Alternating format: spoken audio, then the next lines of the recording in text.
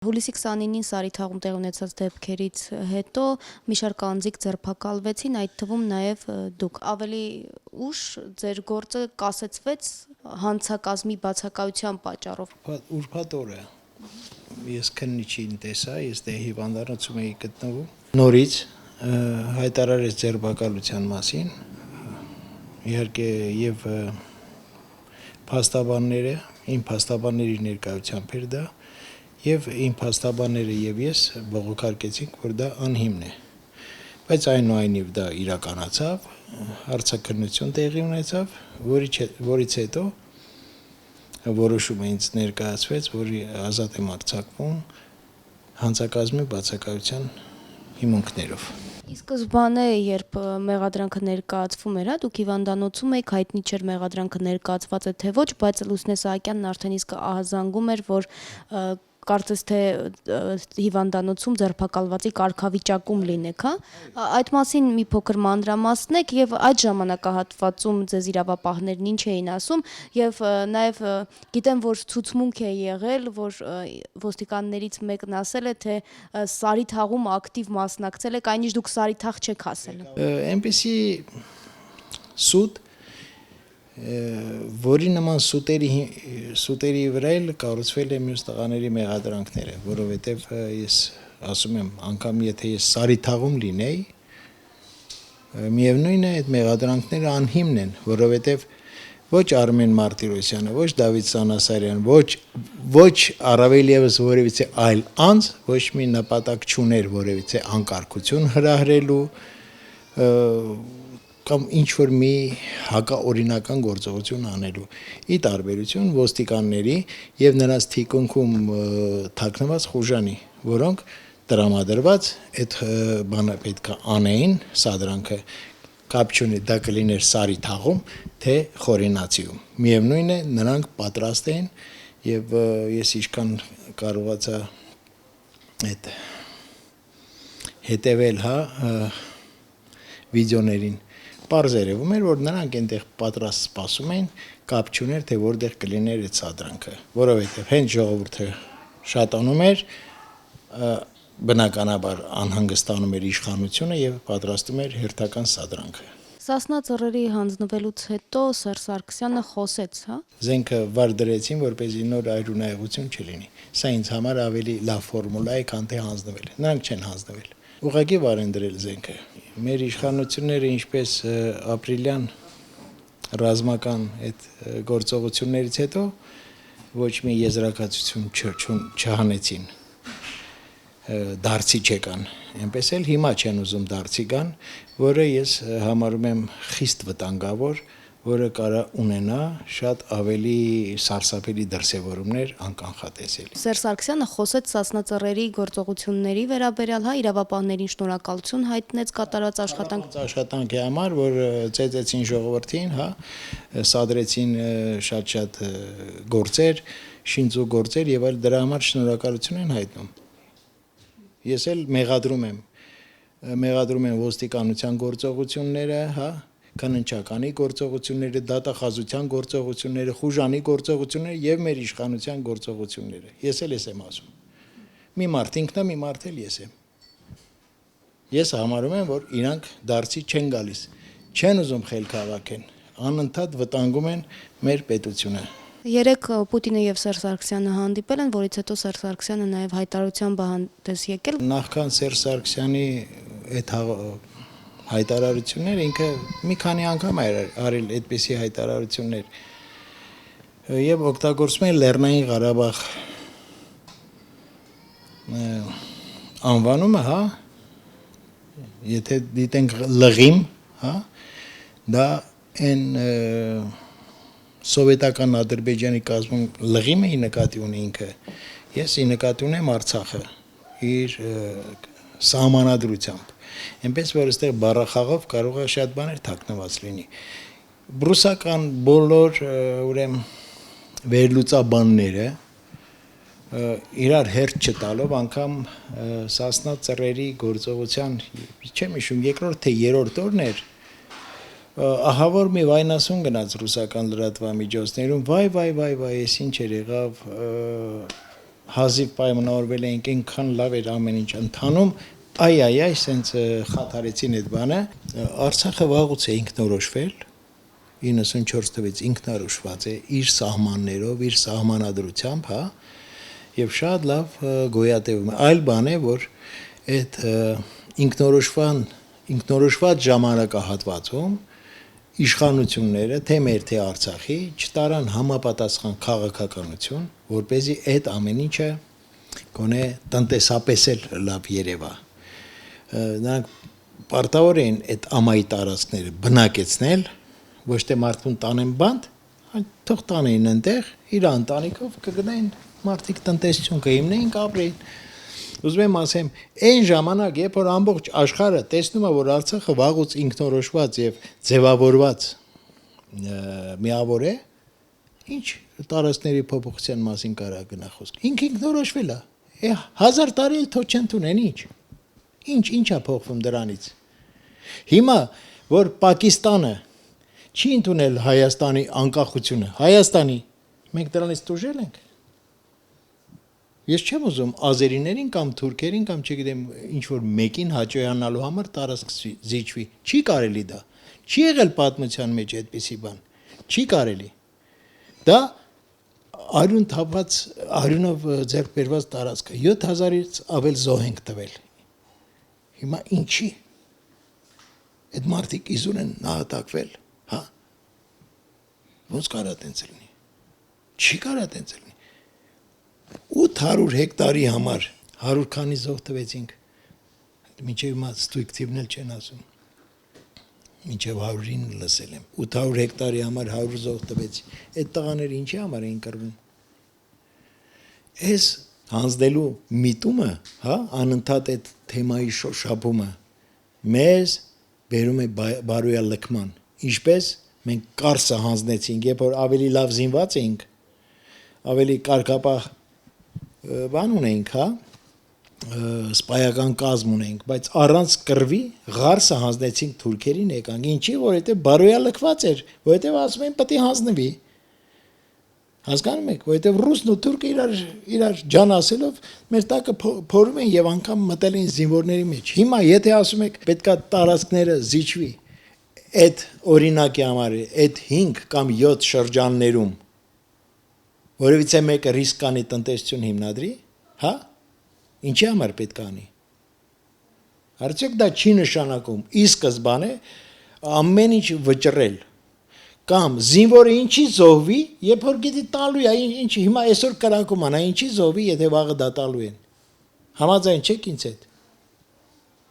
Չէ, չի կարելի։ Ոչինչ չունենք մենք տալու։ Դա կլինի ազգադավություն, դավաճանություն, եւ թող մեզ բաներ չանեն, թե ես իմ համաշխարհային բոլոր պետությունները համակերպել են այն ամենի հետ, ինչը տեսել են։ Հիմա տեսնում են Արցախի հետ համակերպված են։ Կտեսնեն վաղ այդ սահմանները չի լինի։ Հայաստանը կործանված կլինի, հա։ Թուրք-ադրբեջանական տանդեմով ռուսնել իրանց բան, փեշքեշ։ Ելի կհամակերպեն դրա հետ։ Չհամակերպեցին մեր կոտորածի հետ։ Ինչի հետ չի համակերպել աշխարհը։ Ամեն ինչի հետ։ Ուրեմն դու դարձի քեզ համար գոնե, քեզ համար թելադրող, ինքդ քեզ համար։ Եվ աշխարհը կընդունի այն, ինչ դու քեզանից կներկայացնես։ Սա իմ համոզմունքն է։ Եվ մի օրինակ բերեմ ձեզ։ Էսել են մարդկանց համար, որ ասում են բա մենք քիչ փոքր ենք եւ այլն։ Փոքրացել ենք, որովհետեւ խելք չենք ունեցել։ Անընդհատ փոքրանալ, հիմա էլ ենք փոքրանալու ճամփ են բռնել։ Ոչ։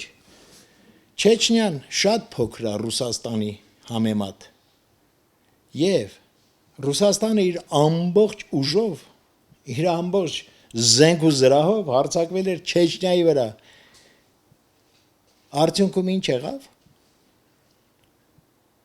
Ես կոպիտ լեզվով ասած կգնահատեմ այսպես. Ռուսաստանը նալոգ է տալի Չեչնիային, որ Չեչնիան խելոք մնա։ Ես էլ ձեր փոքրի ու մեծի պատմությունն եմ ասում։ Մենք պետքա գործոն լինենք, ինքներս մեզ համար, եւ ոչ մեկին չպետք է թույլ տանք մեր փոխարեն բան վճռի։ Մեռնենք, բայց չպետք է թույլ տանք։ Սասնա ծռերի զենքը վայր դնելուց հետո այնուամենայնիվ մի փոքր փոփոխություններ եղան, հա, ոստիկանության համակարգում Երևանի ոստիկանապետը եւս աշխատանքից ազատվեց, ԱԱՑ-ում փոփոխություններ եղավ։ Կարապետյանն էր ամենամեղավորը։ Կարապետյանն էր վերել այդ խուժանին լծրել ոստիկանության հետևը, հա, այդ երևի թե մի տեղից բերած մահակներով Կարապետյանն էր արել, եթե նա էր արել, ուրեմն նա պետքա դատվի, ի՞նչ է նշանակում ազատ։ Ես էլ ասում եմ Անդրեաս Ղուկասյանը հրահրել է բան, նրան էլ բանտից ազատեք, ինչ է եղել։ Հանցագործները պետքա պատժվեն, սա է հարցը։ Դա ուղղակի, չգիտեմ, տահասների համար ինչ որ շոուներ անել չի կարելի։ Կա բան, կա կոնստիտուցիա եւ կա օրենսգիրք։ Եվ այդ օրենսգրքին պետք է բոլորը ենթարկվեն, անկախ նրանից դա նախագահն է, թե հերթական մի հատ, ասենք, հանցագործ է։ Բոլորը պարտավոր են այդ օրենքի տառին ենթարկվել։ Ես անձամբ պահանջում եմ, որ իմ երկիրը այդպեսին լինի։ Իմ պայքարը այդպեսին է։ Ես ուզում եմ օրինական օրենքով երկիր ազգային մտածելակերպով ոչ ոք մեզ չի պաշտպանելու, ոչ ոք, ինչքան ուզում եք զիջեք, վերջի տունը մնա իմ տունն էլ են գրավելու, եսի նկատի ունեմ թշնամիները, և սա չգիտակցել, սա ես համարում եմ ազգադավություն։ Պայքարի ինչ միջոցներ պետք է կիրառվեն, հա? Չուքազյանը խոսում է ցանցային պայքարի վերաբերյալ, Պավլիկ Մանուկյանը իշխանավորներին հորդորում է ուշքի գալ, հա? Ընդհանուր առմամբ ինչ պիտի արվի ձեզ եւ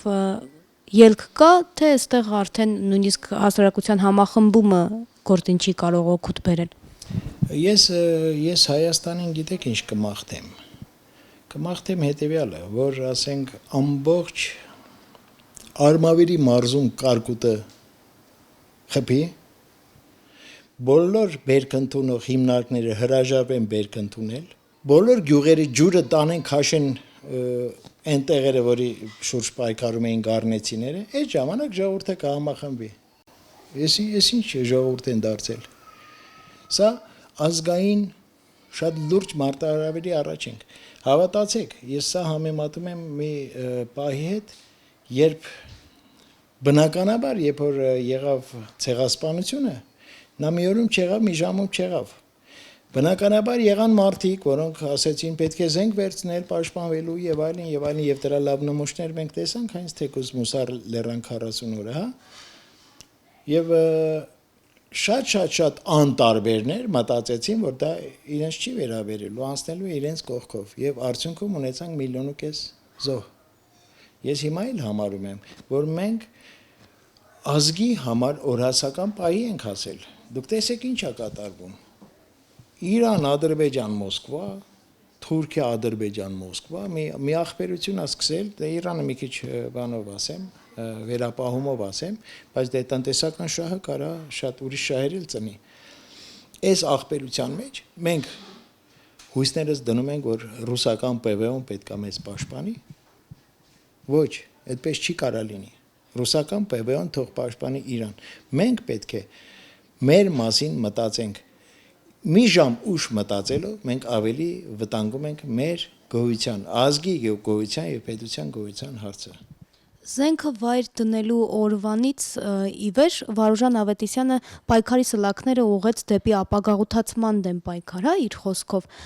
Այս ուղղությամբ ինչ քայլեր պետք է կատարվեն, որովհետև տեսնում ենք նաև, որ հանրահավաքային պայքարը գնալով նվազեց, Ազատության հրապարակում մարդաշատ չէ այլևս, քաղաքական գործիչները հարթակից գրեթե ելույթ չեն ունենում, հատուկ կենտ, հա, քաղաքական գործիչներ, ընդ որում խորհրդարանից եւ ոչ մի ներկայացուցիչ ելույթ չի ունենում, հա։ Այս ամեն ինչը ցույց տվեց մեր քաղաքական դաշտի սնանկությունը եւ նրանց ոնց ասեմ մակերեսային գոյությունը եւ դրա համար խորհուրդը որ մենք հիմնեցինք, հա, նպատակը նա էր, որ մենք կարողանանք ժողովրդի ամբողջ պահանջը դնել քաղաքական հարթակի վրա, հա, եւ ճիշտ արյունահեղությունից նաև խոսափելով բնականաբար, իսկ ոչ ոք թող չկասկածի, որ մեր իշխանությունները ժամ առաջ երևի թե կգնային այդ արյունահեղությանը, միայն թե պահին իրենց աթոռները, իմ մոտ այնպեսի տպավորություն է, որ մարդկանց երակները արդեն այդ այնքան են միաձուլվել այդ աթոռի թելերի հետ, որ թվում է թե աթոռից եթե պոկես, այդ մարդիկ մեռնելու են, այս աստիճան սիրում են այդ աթոռները։ Նրանք կգնային արյունահեղությունից պաշտպանեց այդ տղաներին ժողովրդի փողոցում գտնվելը։ Ես դա համարում եմ շատ կարևորագույն քայլ։ Եվ այնտեղ մենք հարց բարձրացրինք, որ ոչ մի կուսակցություն չպետք է իր գիծը բերի մտցնի այդ խորհրդի մեջ։ Քաղաքական դեմքը կարող է գա։ Ինչպիսին է, ասենք, Նիկոլ Փաշինյան, մենք իրան էլ հրավիրեցինք։ Զարուհուն հրավիրեցինք, Արա Պապյանին հրավիրեցինք, հա։ Մարդիկ, որոնք ազգային մտածելակերպ ունեն եւ ուզում են երկրի ինչ-որ ճանապարհը բերել դարձի, հա, այդ բոլոր մարդկանց էլ կոչարվել է, ուղղակի այլ բան է, որ շատերը հրաժարվեցին ուղղակի մասնակցությունից։ Իսկ ոմանք էլ հրաժարվեցին զուտ իրանց կուսակցությունների թեզը չկարողանալ ներկայացնելու պատճառով։ Հասկանում եք ինձ։ Հիմա ինչ կուսակցությունների մասին է խոսքը։ Դիմացում ընտրությունները ոչ մի կուսակցություն չկա, որ ունենա համակիրներ։ Հանրապետականն էլ չունի համակիրներ։ Ոչ ոք չունի ինչ ազգային ժողովի ընտրության մասին է խոսում։ Խոսում ենք հերթական կեղծիքի, նորից վերարտադրության մասին, եւ այս քյոխվայական երկիրը պետքա շարունակվի։ Հա, որոնց երևի թե խոստացել են այդ ձեր պարիսպներով տները կլինեն ապահով անառիկ, ջանդամ թե ժողովրդի հերնել անցած ինչ կլինի։ Չէ, դա ինձ ցավացնում է եւ ես պետքա ծիծեր չլիներ, դա ոնց են ասում, դասալիկ չլինել։ Սա ազգային խնդիր է, ժողովուրդ, ազգային է։ Ոչ ոք թող չմտածի, որ ինքը բեսեդկայում նստած մեկ ուրիշ իր փոխարեն պետքա երկրի հարցերը լուծի։ Չէ, այդ բոլոր մարդիկ դասալիկ են եւ պատերազմը անխուսափելի է լինելու։ Կտան հողը թե չեն տա, ցանկացած դեպքում մենք պատերազմներ դեռ ունենալու ենք եւ այդ պատերազմներին զոհվելու են այն մարդկանց երեխեքը, որոնք այսօր անտարբերություն են ցուցաբերում եւ սպասում են ընտրության 5000-ին։ Այդ մարդկանց երեխեքը առաջի շարքում են լինելու։ Ուզում եմ ասեմ, պատերազմը անխուսափելի է մեր համար։ Ցանկացած պարագայում է անխուսափելի։ Եվ որևիցե բան զիջելուց ավելի կմոտեցնենք այդ բանը։ Մենք պետք է վերջապես հասկանանք, որ մենք նահանջելու տեղ չունենք։ Առաջը սուր, հետևը ջուր, հա։ Այս իրավիճակն է, վայ նրան, ով չի հասկանում։ Նաև մշակութային գործիչները, հա, ինչպեսի արձագանք ցույց տվեցին, տեսանք, որ երկու մասի էին բաժանվել Սասնա ծռերի գործողությունների հետ կապված եւ ընդհանուր առմամբ ձեր ասելիքը նաև նրանց, որովհետեւ իրենց խոսքն էլ կարող է որոշիչ լինել։ Ուզում եմ իմ խորին շնորհակալությունը հայտնեմ, երևի թե ամենասկզբում պետք է անեի այն մարդկանցից, որոնք ստորագրահավաք ձեռնարկեցին ինձ իմ ազատության համար եւ այն մարդիկ, որոնք սրտացավություն հայտնեցին եւ պաշտպան կանգնեցին ինձ, ես իմ խորին շնորհակալությունն եմ հայտնում եւ շատ կուզեմ, որ նրանք նույն համառությամբ փորձեն պայքարեն մնացած քաղբանտարկյալների համար, որոնք նույնպես ոչ մի մեղք չեն գործել։ Սա այս մասով, իսկ ինչ վերաբերում է մարդկանց տեսակետներին, գիտեք, միշտ էլ եղել են, ասենք, պալատական գործիչներ, հա, եւ ոչ պալատական գործիչներ։ Հիմնականում են մարդիկ, որոնք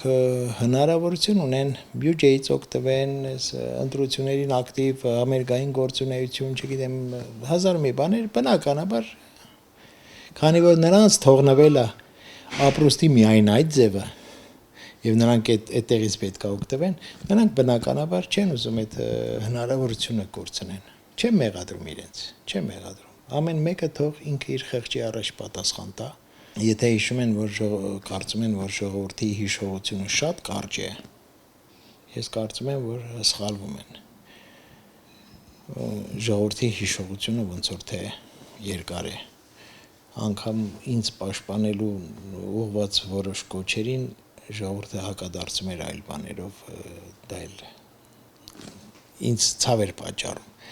Այսինքն ամեն մեկը թող նախ եւ առաջ իր խղճի առաջ պատասխան տա։ Շատ է խոսվում նաև, որ Սասնա ծռերը եւս խաբվել էին, խոսվում է նաև, որ սա կարող է իշխանական պրոյեկտ լինել, ինչպես նաև դրսից հովանավորվող պրոյեկտ լինել, այսինքն զանազան տեսակետներ են պտտվում եւ արդյունքում հասարակությունը կանգնում է կրկին հուսալքության եւ հիասթափության եզրին։ Շատ ծախու մարդիկ կան, որոնք 10 արծաթով, հա, թե 30 արծաթ են ասում, 30 արծաթով իրանց ընտանիքն էլ կվաճառեն։ Նրանք բավականին մեդիա դաշտում ակտիվ են, լիքը ֆեյքեր կան, որոնք մեկը մի բան գցում է եւ դրանք տարածում են սիրուն։ Ես չեմ ուզում մտածեմ, թե Սասնա ծռերը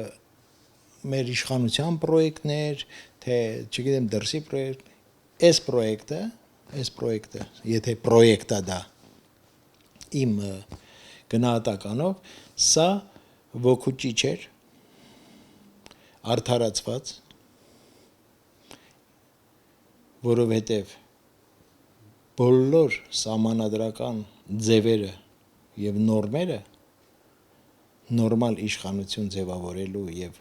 իրականում ժողովրդի իշխանությունը ձևավորելու իսպար սպառվել են։ Բացարձակապես հնարավորություն չի մնացել եւ եղավ է դրսեւորումը։ Թե դրսեւորումից հետո ով կաշխատի դրանից օգտվել եւ ուղղորդել, դա այլ հարց է։ Ես էլ ասում եմ, որ մեր իշխանությունները ռուսական պրոյեկտ են։ Ով ասում, որ ես դրա իրավունքը չունեմ, եթե ամեն մի հարց պետք է այնտեղ լուծվի։ Եթե տարիներով բանակցում ենք, որպեսզի եվրոպական ուղղությամբ շարժենք մեր նավը, հա, հանկարծ, չգիտեմ, մի մարդու որոշումով մի ժամվա մեջ այդ նավը շուռ է գալիս, գնում է, չգիտեմ, հյուսիսային Սառուցյալ օվկիանոս։ Մենք ուզում ենք խաղ օվկիանոսում լողայինք։ Սա էլ ռուսական պրոյեկտ է։ Ես էլ վստահաբար դա եմ ասում։ Ու այն աստիճանի արդեն անպետք պրոյեկտ, ես ասեմ, որ արդեն